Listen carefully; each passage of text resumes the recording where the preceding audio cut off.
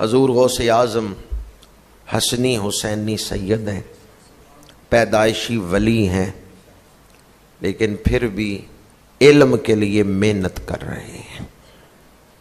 ابتداً آپ نے اپنے گھر میں، اپنے علاقے میں قرآن پاک کی تعلیم حاصل کی ہے، قرآن حفظ کیا ہے، اور پھر اپنی والدہ سے اجازت لے کے بغداد آئے۔ آپ کا جو علاقہ ہے نا جیلان، یہ ایران میں ہے، موجودہ ایران میں ہے۔ آپ ایران سے عراق گئے ہیں بغداد شریف۔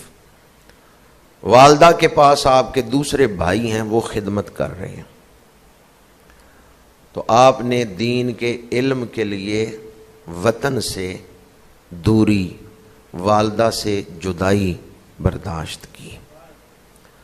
رگوں میں حضرت امام حسن کا خون ہے، حضرت امام حسین کی نسبت ہے کہ آپ کی والدہ حسینی سیدہ ہیں، سچے سچے سید ہیں، پیدائشی ولی ہیں۔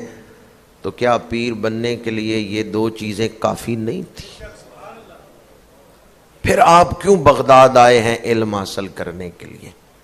حضور شہنشاہ بغداد سچے سچے سید بھی ہیں، پیدائشی ولی بھی ہیں، پھر بھی جیلان سے بغداد آئے ہیں دین پڑھنے کے لیے۔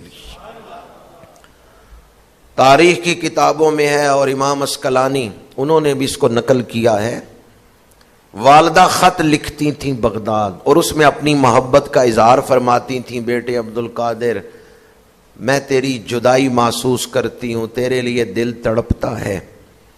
حضور غوث اعظم نے جواب لکھا، امی جان اگر آپ فرمائیں تو میں سب کچھ چھوڑ کے واپس آ جاتا ہوں۔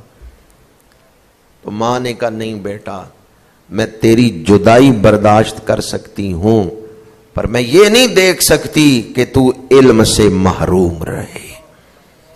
میں تیری جدائی برداشت کر سکتی ہوں، پر میں یہ نہیں دیکھ سکتی کہ تو علم سے محروم ہو، تو علم میں مصروف رہ، میں یہاں بیٹھ کے تیرے لیے دعا کرتی ہوں۔ کیا خیال ہے، حضور غوث اعظم کی والدہ کا دل تڑپتا تھا تو حضور غوث اعظم کے دل میں محبت نہیں تھی؟ تو یہ جدائی کس کے لیے برداشت کی ہے؟ علم کے لیے۔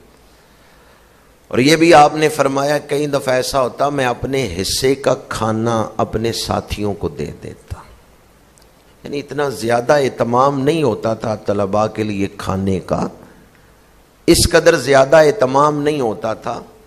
میں حیران ہوا تاریخ کی کتابوں میں یہ پڑھ کر کہ آج کل ہم بڑا روتے ہیں کہ مہنگائی بہت ہو گئی، مہنگائی بہت ہو گئی۔ جب حضور غوث اعظم بغداد میں تھے تو بغداد میں اتنی مہنگائی تھی، اس دور کا ایک شاعر کہتا ہے قارون لو حلا بہا جازت علیہ صدقتو، قارون جس کے خزانوں کی کنجیاں 40 اونٹ اٹھاتے تھے، اگر وہ بغداد میں آ جائے تو اس کو زکوٰۃ لینا جائز ہو جائے۔ مہنگائی کو بیان کرتے ہوئے ایک شاعر نے نقشہ کھینچا کہ بڑا امیر آدمی اس دور میں بغداد کے اندر آ جائے تو اس کے لیے زکوٰۃ لینا جائز ہو جائے گی۔ تو یہ جو مہنگائی کا مسئلہ ہے یہ بھی ایک انٹرنیشنل مسئلہ ہے، ہر دور کا ہی، آپ نے اس کو مینج کرنا ہے۔ حضور غوث اعظم فرماتے ہیں کئی دفعہ میں اپنے حصے کا کھانا اپنے دوسرے طالب علم ساتھیوں کو دے دیتا تھا اور خود بھوکا رہتا تھا۔ وَيُؤْثِرُونَ عَلَىٰ أَنفُسِهِمْ وَلَوْ كَانَ بِهِمْ خَصَاصَةٌ، ایثار کرتے ہیں اپنے حصے کا پانی دوسروں کو، اپنے حصے کا کھانا دوسروں کو۔ علم کے لیے دو قربانیاں، ایک تو والدہ سے جدائی، وطن سے پردیس میں آئے، دوسرا کئی دفعہ فاقہ کیا، تیسری قربانی کوئی خوبصورت بیڈ نہیں تھا لگا ہوا جس پہ آپ رات کو سوتے تھے۔ خود حضور غوث اعظم فرماتے ہیں میں ایسی زمین پہ سوتا رہا ہوں جس پہ کوئی چادر نہیں تھی پڑی ہوئی ہوتی، ننگی مٹی پہ، ننگے فرش پہ رات کو سوتا رہا ہوں۔ شیخ سعدی فرماتے ہیں پے علم چو شمع باید گداخت کہ بے علم نہ تواں خدا را شناخت، اردو میں کسی نے ترجمہ کیا ہے علم جاں کاوی و جاں کوشی و جاں سوزی ہے، ہاتھ آتی ہے جہالت ہی تن آسانی سے۔